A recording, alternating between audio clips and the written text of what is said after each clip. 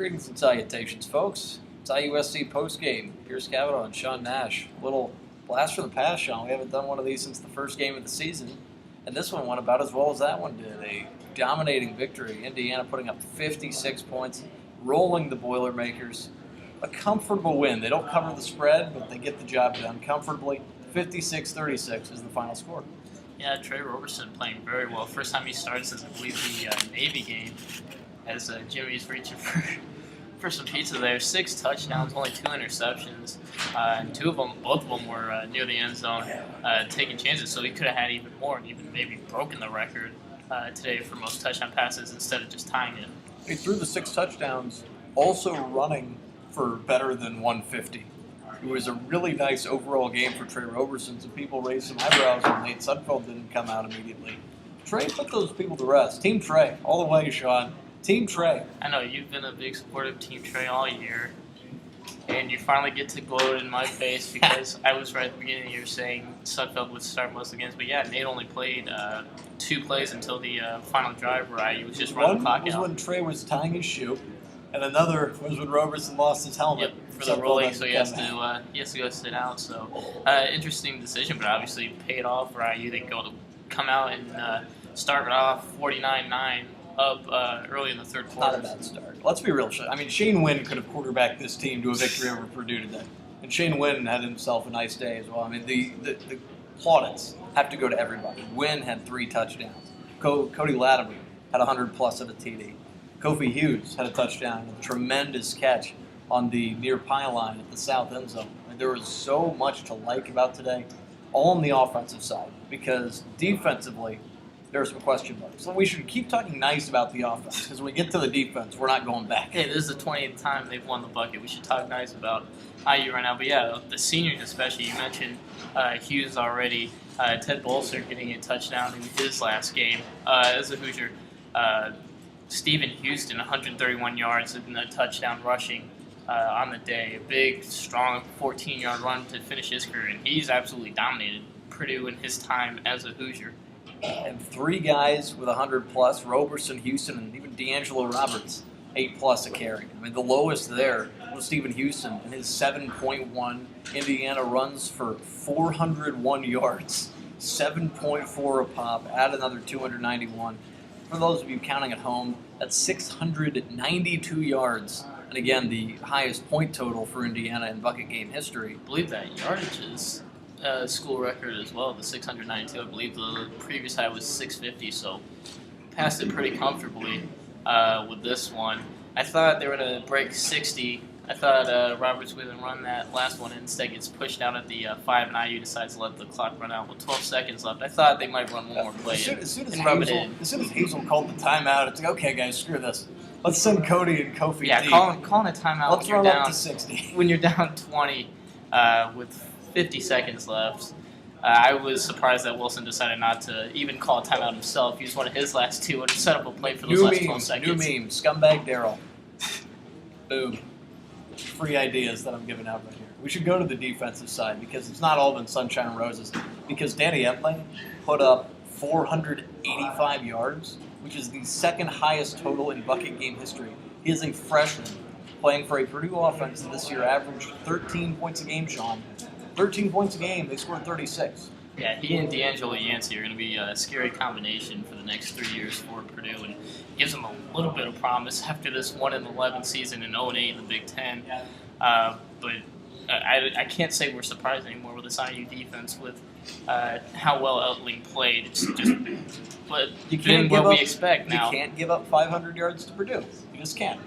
Well, they did it. They managed to do it. Kevin Wilson was asked about the possibility for some defensive staff changes. He said there are a lot of changes that need to happen. Maybe they start putting on their left sock first. Maybe they go with some more difficult major courses, Sean, for some tougher players. I don't like that one. Neither. I don't like the course changes. Maybe the socks. Maybe different colored shoes. He didn't sound like he was opposed totally to the idea of looking at some defensive staff changes. Maybe stay with one helmet instead. Maybe that's blasphemy. No. Just pick a helmet. They didn't go with the stock helmet once all year long. They went with different helmets today. It was like the white one with the red stripe and then the Alabama I missed just the all white one with the red IU logo. Where's that helmet? It's been buried in chrome It's deep in Fred In the Glass's future, offense. everything's coming. SpongeBob SquarePants had it It's right. deep in Fred Glass's office with the excess fireworks from 2013. There's no somehow more excess. They used He them used them all. all tonight. He used every single last firework he had. Oh, look who it is. This Andy is progress. Witry. Yes, it Yes, is. it is. What's up, Andy? Hi, Andy Andy. Witry from Guest the appearance. Daily Student. Well, you might as well stick around because we're halfway through. We're about to the point where we're asking if FDM is going to be a thing going into next year. FDM. Fire Doug Mallard. Oh, It'll last about a week. you think so? Is he going to be on the staff starting next year?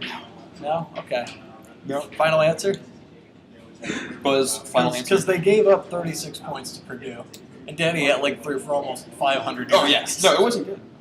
Was not good. So final, good stuff from Eddie Witcher there. We Deep insight. yeah. Tune we- in Wednesday. WIUX, the three of us. Shameless plug. Shameless IUX, plug, hashtag. 6 to 7. We were about to get into the broader takeaways from this IU football team this season. The fact that it is Andy Witry casually good appearance, good stuff. As Andy Witry casually gonna cut that, right? Oh no, that's staying in. This is all staying in. This is all staying in. All right, that's fine. Please roll with it. One The cut. broad takeaways, because I mean, Tevin Coleman did not get to play against Purdue, which is a crying shame. He would have put up 500 yards easy. Because Tevin Coleman's a bad man. He said at the start of the year, "I want to be 1,000 yards back." He missed only the needed last 46 yards. and he missed the last 3 games of the season, including one against the Purdue Boilermakers. Which, no offense, Purdue, but you guys are really bad. You're really bad, The and you should defense be is no bueno. you should be embarrassed to field the football team. I know. I mean, IU was the same way 2 years ago, but let's call a spade a spade. It was really bad, and IU managed to do really well. Tevin Coleman, back on topic. We miss you, Tevin. Get well soon. He's going to be a beast next year. How many skill position guys are going to be huge for Indiana next season? They only lose Kofi Hughes, Deweese Wilson, and Ted Bolson.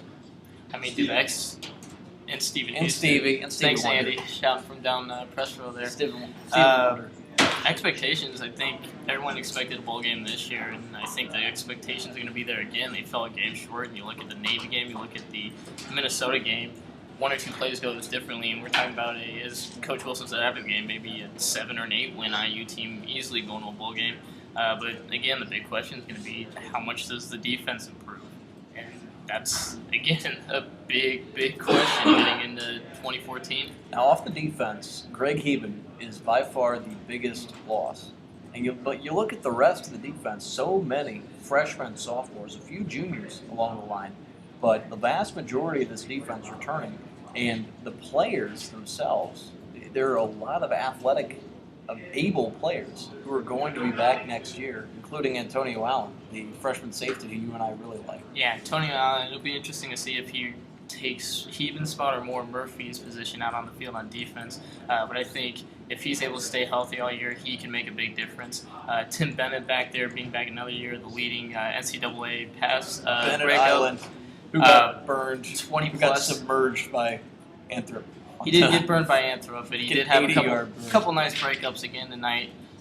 So if the secondary can strengthen up a little bit with Allen improving over the offseason, Bennett could even improve off of 20. I believe we finished with 20 or 21 pass breakups on the season. Somewhere in there. By far leads the NCAA at this point. If he can convert a few of those into interceptions next year, that can be the difference in some of those closer games with opponents that IU slowly approaching in the Big Ten. And Trey Roberson has a chance to get better, too, rather than just trying to get back to where he was. He has a chance to go from here to another level. My whole thing with this team is that this year, they're not losing anybody off the offensive side who they can't replace, who they're not getting back guys who are able to replace their numbers.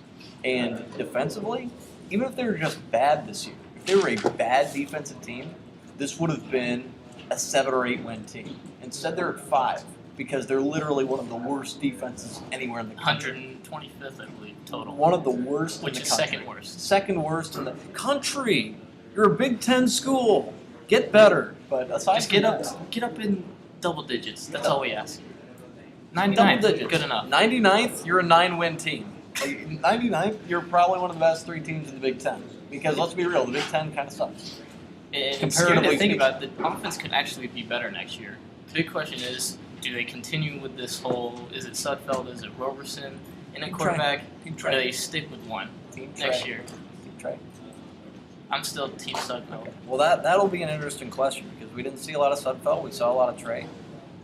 And it also was apparent from Kevin Wilson's time with the media that both guys need to get better. They need good play from the quarterback position. He said that it's been okay play.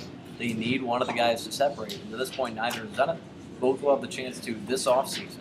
And that's something to keep an eye on. Is Cam Coffin the dark horse? Can he sneak back into the conversation over the offseason? I think he could sneak in. He's got a lot of hunting experience in his time in Missouri. In the spring, could he be starting in the Cream and Crimson game? I would say no. No? I'd say no. Nothing against Cam Coffin. Both Trey Roberson. Puerto Rico. You know, Puerto Rico. he's got a spot. I have love for Cam Kaufman and his mustache. Any final thoughts, Sean, before we send this thing off? Some pro candidates. Kofi Hughes get some love, the former Cathedral guy. Yeah, I think Kofi start off as a special teams gunner for sure. Kofi. I'd say Houston. Stephen Houston, Bolster for sure. Bolster. Mitch Ewald. I know Mitch. you're big on Mitch My Ewald. man, Mitch. Yeah. Get some special team spot. Mitch Ewald. Make a play. Make a play, man. It's gonna be fun. Sean, I also want to I want to bid a fond farewell to Memorial Stadium because this could likely be my last time occupying this. Yeah, It will be. What are your emotions right now? How are you feeling? Conflicted. I'm gonna celebrate with another piece of pizza. I can't believe we're gonna post this on the site. Mostly, I'm gonna miss you, man. Come here. Don't do this. Bye, folks. It's been a special ride. I love you all.